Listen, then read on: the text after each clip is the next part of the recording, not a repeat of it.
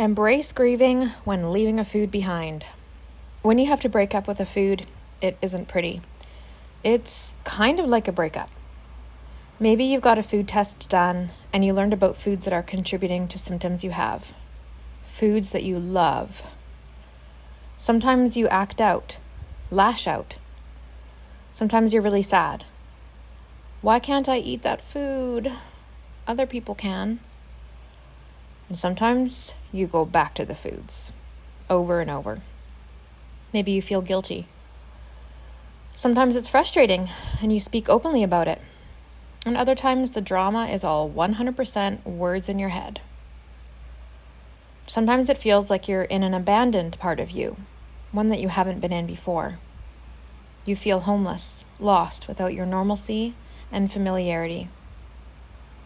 Sometimes you feel you don't care anymore about leaving those foods behind, pretending that everything is okay, and eating them without concern, only to have a flare-up of symptoms, sit in guilt, and remain angry at your decision.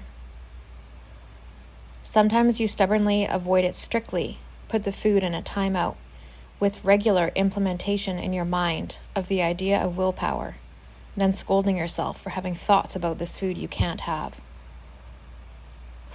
Messy, right? I'm not going to tell you that you should take certain foods out of your diet. I can support you to find what those foods may be for your body, as I want folks to be their own nutritionist, their own guru. I'm not going to tell you what those foods are because while there are certain foods that are better than others, everyone is different, and depending on our digestive system, genetics, lineage, metabolism, diagnosis, etc., people handle levels and qualities of foods differently. Plus, the more we label good and bad foods, the more we contribute to the damaging system that is diet culture. What I am going to tell you is this. When you find the foods that don't work for your body and you know you need to leave them behind, make sure to leave yourself a grieving period. When we have to make changes, we have to cut ourselves some slack that we are going to feel some feelings. Some time and space to do the change. Some observation time. You are changing your body and mind and have to work through a lot of stuff when you do this. It takes time and patience. Mindfulness is key. Once you have observed your grieving period, leaving the food behind can feel easier. Like a choice and not a hard-pressed, forced decision. It won't control you anymore.